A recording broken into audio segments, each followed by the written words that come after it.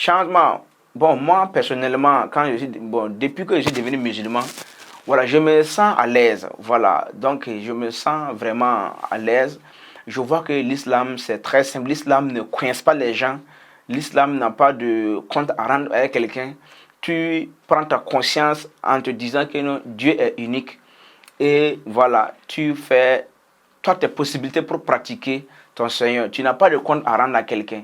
Donc, du coup, une personne qui est musulman et une personne qui n'est pas musulman, la différence, elle est très grande.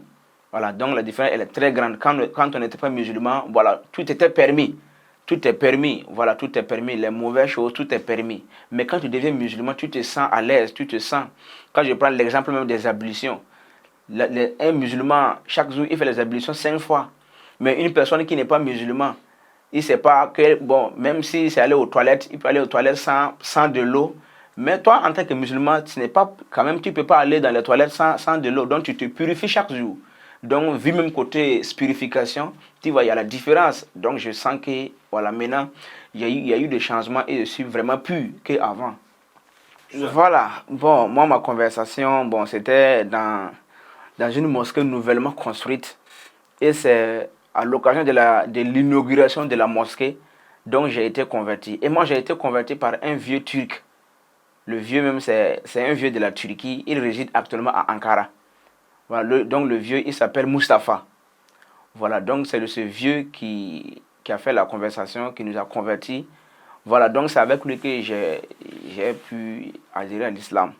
Voilà, donc, mais bon, c'est un village où il n'y avait pas l'islam. Il n'y avait même pas l'islam. C'est lui, il est venu, c'est à travers lui qu'il y a eu beaucoup de conversions en islam. Mais bon, nombreux sont ceux qui se sont dit qu'ils se sont convertis. Mais après, bon, il y a la débandade, ils n'ont pas tenu. Voilà, donc actuellement au village, il y a trop peu de personnes qui sont musulmans. Il y a trop peu de personnes qui sont musulmans. Voilà. Ouais, je me sens très aisé. Je me sens que, voilà, je me sens très enjaillé. Voilà, vu que la religion islamique commence à répandre partout dans le monde entier. Donc, j'ai vu que, voilà, j'ai pas fait le mauvais choix. C'est la vérité. Voilà, c'est la vraie religion. Après ma conversion en islam, bon, j'ai pas eu de... Puisque bien avant que je me convertis, je les prenais comme des bonnes personnes. Je les prenais comme des gens, voilà, qui sont bien. Et quand je me suis converti aussi, je les prends toujours. Et ma vision sur eux est qu'ils sont des bonnes personnes et que ceux qui se disent dirigeants, voilà, des imams, ils veulent vraiment amener les gens et dans le droit chemin, voilà, pour voilà, espérer que tout le monde gagne la miséricorde de Dieu le jour de Yom Kiyama. Donc j'ai cette vision sur eux qui sont des bonnes personnes. Bon, ce qui m'a trop influencé, ce qui m'a trop marqué en islam, c'est la fraternité entre eux. Voilà, c'est la fraternité entre les musulmans. Les musulmans, ils s'entraident. Voilà, vu que nous-mêmes, nous sommes ici. Moi, je suis actuellement en Turquie. Voilà, mais le Burkina Faso, comment ça s'est passé que moi, je quitte du Burkina Faso en Turquie? C'est pour que ça cause de la religion islamique. Donc, les musulmans sont unis. Ils sont entre eux. C'est vu que les musulmans de la Turquie ont pensé que non, il y a leurs frères au Burkina Faso qui ils ont fait ces relations et nous avons eu l'occasion de venir en Turquie ici être avec nos frères musulmans. Donc ma vision, ce que je vois, ce qui m'a trop marqué en islam, c'est leur fraternité. Voilà, les musulmans sont unis. Voilà, ils sont là pour l'un pour l'autre. Si je prends l'exemple de leur baptême, quand on parle de baptême, ils sont là-bas. Quand on parle de mariage, ils sont là-bas. Quand on parle de funérailles, ils sont là-bas. Donc j'ai vu que la fraternité islamique, ça m'a trop marqué, ça m'a trop, voilà, ça m'a trop influencé et je prends ça comme une très bonne chose. Bon, l'État islamique et des musulmans d'aujourd'hui, je pense que voilà, tout est comme ça. Quand on remonte l'histoire, voilà, on sait que l'histoire ne ment pas. L'histoire, quand on remonte l'histoire du prophète, sallallahu alayhi wa sallam, on sait que là-bas, ça n'a pas été facile. Il y avait des divergences, ça n'a pas été facile. Et de nos jours, ça continue dans le monde, et les divergences.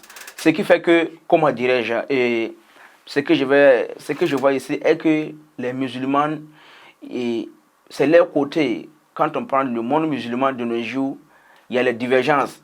Et les divergences, c'est pas une chose qui... On sait ça, on sait que les divergences, ça n'a pas commencé maintenant, ça a commencé depuis le monde passé. et l'islam continue d'aujourd'hui. Et ce qui est facile dans l'islam est que les récits sont là. Personne ne fait les choses en fonction de lui. Il y a les récits. Quand les récits sont écrits, même si tu n'as pas une personne pour te guider, quand tu lis la partie et tu sais ce que ça veut dire, tu te remontes, tu te réjouis de toi-même. Donc, ce qui veut dire que, bon, le monde islamique est toujours le monde islamique et ça évolue et ça évoluera, Inch'Allah. Donc, il n'y a pas de vision négative là-dessus. Ce que moi je vois ici, il y a une très grande différence, voilà, entre le monde islamique et le monde chrétien. Donc, vraiment, il y a une très grande différence, puisque le monde islamique c'est constitué des ressources où ça nourrit les musulmans, ça fait vivre les musulmans et ça embellit les fraternités. Voilà. Et quand je prends le monde chrétien, c'est un monde qui paraît être uni, mais le contraire, le monde chrétien est divisé. Puis quand on prend de ceux qui se disent qu'ils adorent, qui prennent Isa alayhi salam comme un seigneur, voilà, quand on prend eux, parmi eux, il y a beaucoup de différences, il y a beaucoup de partis divisés. Et quand on parle du monde chrétien, puisque de là-bas, tu vas voir qu'il y en a qui disent qu'ils sont Jéhovah, il y en a qui disent qu'ils sont des chrétiens, il y en a qui disent qu'ils sont des catholiques. Donc, du coup, il y a beaucoup de différences. Mais quand on parle le monde islamique est uni. Tu ne vas pas arriver à un mosquée où les gens brûlent l'envers. Tu ne vas pas arriver dans un mosquée où le Coran est resté différemment. Mais quand on prend le monde chrétien, bon, est divisé à des parties où tout un chacun a, sa Bible. Donc, ce qui veut dire que ça fait penser pour une personne qui a vraiment de la raison. Mais quand on prend le monde islamique, c'est un monde où c'est unique. Même s'il y a des petites différences, voilà, on ne peut pas être tous sur le même pied d'égalité, mais il peut y avoir des petites différences. Mais quand on prend le Coran, tu pars dans n'importe quel lieu sur ce bas monde, le Coran est récité de la même manière. Voilà, même si tu vas essayer de détourner un peu, ils vont te dire que non, tu es sur le mauvais chemin, donc on te ramène. Mais quand on prend le monde chrétien, c'est carrément différent. Voilà, c'est carrément différent. Là-bas, la Bible, elle est vraiment de différentes parties qu'on ne peut même pas citer. Mais l'islam, le monde islamique est strict. Le Coran, elle est unique. Voilà, et il prie aussi dans la même position. Donc, on prend que le monde islamique est très différent du monde chrétien. Bon, moi, ce que je peux dire sur cette question, c'est la sincérité. Voilà, la sincérité des musulmans. Si tu deviens musulman, il faut être sincère.